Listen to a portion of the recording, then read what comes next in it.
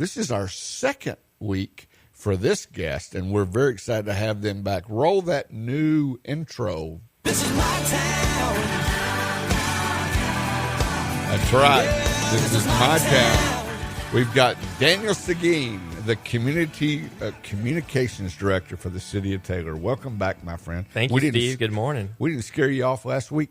I'm not scared. No, not yet. You know what today is, right? Well, it's a day that we're supposed to be fooled, is from what I understand. No, who cares about that mess?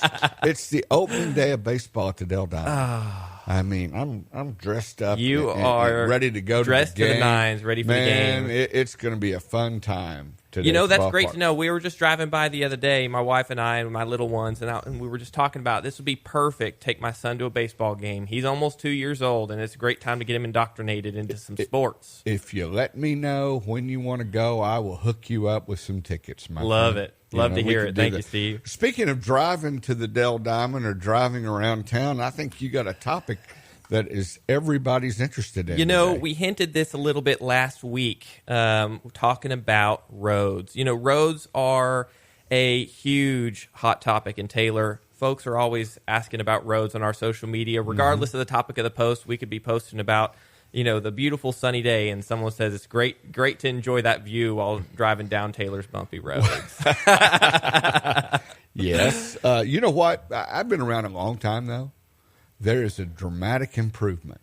You know, and I actually brought some documents right here for you, Steve, and I want to share them with you. It's really fascinating. You know, I've only been with the city for 8 months. Right.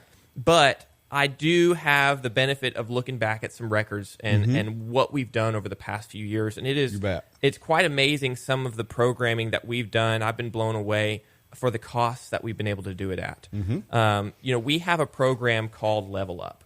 And so if you hadn't heard of Level Up, basically what we did is we used did an analysis of all of our streets, every single one of them. We had a company that drove down all of our streets. They used accelerometers, they used cameras and multiple other systems to analyze the current status of our streets, and they rated them from 1 to 100. Now, you know, there's some different scales here that I have, and I'm showing you. There's failed. There's nothing like putting a chart or graph up on the radio. On the radio. It really works. You know, there's failed streets, serious streets, very poor, fair, satisfactory, and good. Is there a breakout, though, of, let's say, how many are good versus how many are fair versus how many are bad? There is. So we like to clump them together just for ease of reading it. So if you take your satisfactory and good, these are streets that are generally in decent condition, we're approaching 50%.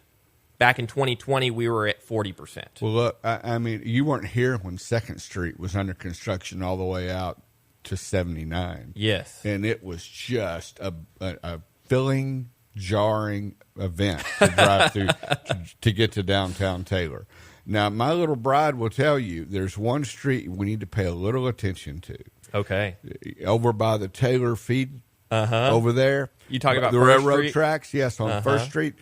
She blew out not one but 2 tires. Oh, my gosh. Going around that. Well, I tried to tell her we need to slow down through here because I've been through here enough. And you know, what's crazy, Steve? Did you know that First Street has a wooden road base? Sections of First Street, because that goes back to wood. that goes back to the days of when people farmer to market, right? It does, and they're actually railroad ties. Really, and so they Yes. they'd roll the feed wagons and the wagons full of cotton and corn and all that. Sure enough, you know, that's right up to pretty load them up impressive. on the train. Yeah, it's pretty cool. So still, even today, underneath that asphalt is still wooden road, and so that that just goes to show you how old some of the streets are in Taylor. Sometime in the future, when they go through and the archaeologists way in the future come back and dig through, they're going to go, "Oh my gosh, the Romans were here." Right? Yeah, we're going to have wooden roads in historic Taylor, and they're going to be fascinated how they've lasted all of this time. But congratulations! I mean, that's a great start. I mean, going from to 50%, and everybody's going to say, "Well, my street," and fill in the blank. Yes. What's the most important street in Taylor, Steve? Your street. Exactly. Right. Everyone's street is the most important. And there was a little bit of a stink last week on Friday, I believe it was. Right. There was someone who posted about County Road 412. There's a small section of County Road 412 that Taylor maintains. Okay. It's in the city limits, and there's a sign that says, this is where Williamson County maintenance ends, and this is where Taylor maintenance begins. Mm-hmm. Mm-hmm. And it was a stark contrast, Steve. Right. Williamson County side, beautiful and pristine, Of looks like course. a typical Russ clean county Bowles road. takes all the credit for that, I'm sure, right? Road and Bridge does a good job, Mm-hmm. and on our side, it was poxed to hell. It looked like someone had taken a shotgun to it all over the place. Yeah. And what I want to encourage folks is, that's on the very outskirts of town. We're not driving that every day. So when you see situations like that, please do report it. We do track, right? Like I said, we do track the details of the condition of our streets every 5 years. Is that on the city website, that report? It is on the city website, yes, sir. And we track the streets, like I said, every 5 years, but sometimes conditions worsen within that time period, and we don't see that change. And so I encourage folks to report it. After that report that came out on social media, someone took that picture. Crews are out there working on it yesterday and today. They're helping to fill in those potholes and improve the condition of that street. And I got to tell you, that right there is responsiveness, Steve. I wished I could tell, that everybody's street, wiggle your nose and it's repaired, but it takes time. It does. But, there's little things that we can do, right? Some of the things that we can do, we can fill potholes. We can do some crack sealing. We don't have a huge budget for sealing those cracks, but that helps prevent future decay and disrepair of the road base.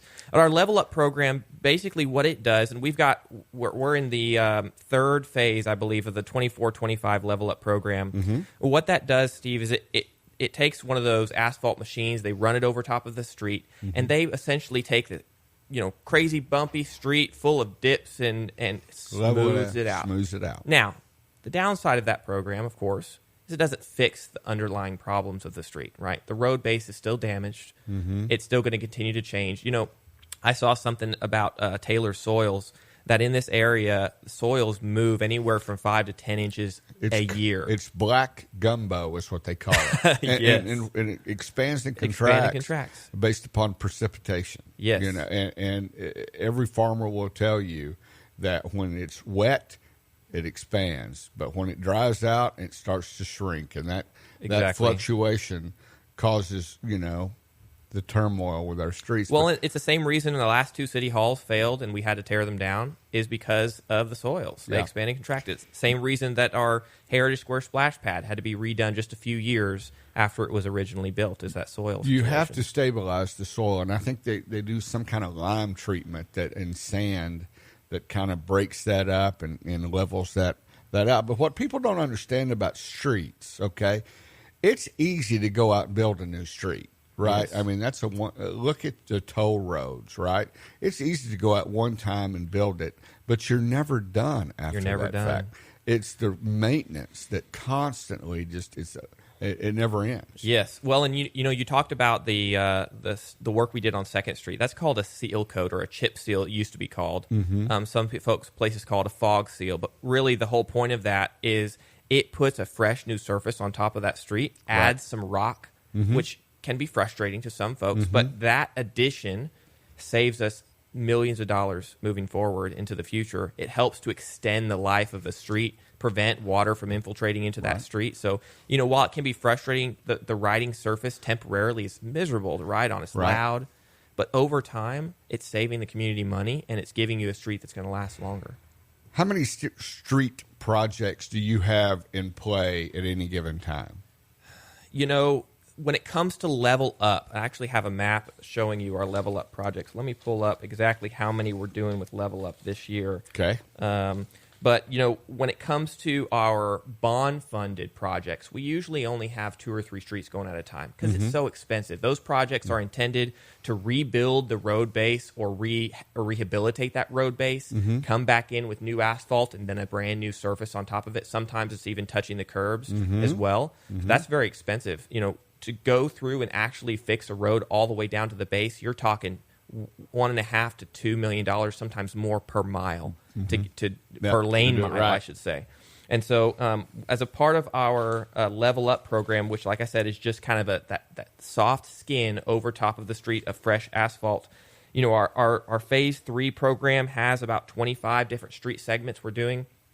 This year? This year. It's not full streets, that's segments of streets. Right. So that could be, 500 feet or 1,000 feet, whatever it might look like. We did, as a part of the 2024 Level Up program that we just completed, our Phase 2, we did probably another 30 streets, and then our Phase 1 was probably about 35 street segments, including a couple of entire streets on the south side of town. Wow. And so we are really making a lot of progress. And here's what's crazy.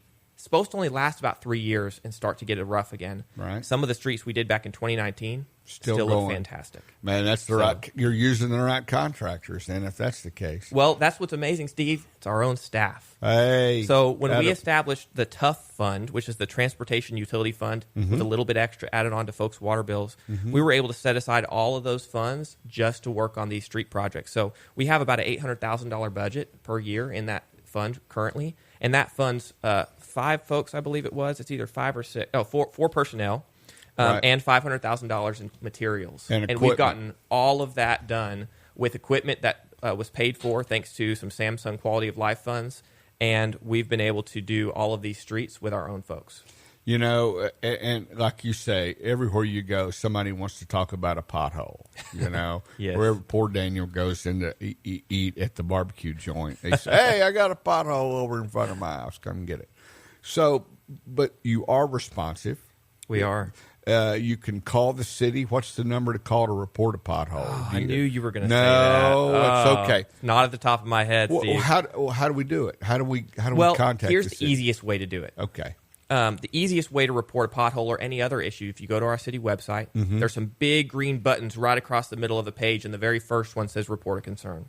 That is our tool. It's the tool we use internally to report issues, and I recommend folks to go and report them there as well. Report a concern, report a pothole. It's right there on the Taylor City website at taylortx.gov. G-O-V. We've been listening to, man, it's good to have you back. I mean, Absolutely. Everywhere I went, I bragged about this segment last week, and then y'all put it up on Facebook, and then I got all disappointed thinking I got more chins than I need to have. But we appreciate. Well, we might have a little bit of radio faces over here, but I think folks are still interested and engaged in seeing us talk. Got a lot of great feedback from our first show, and this is show number 2 with you, and we're very excited to have you back.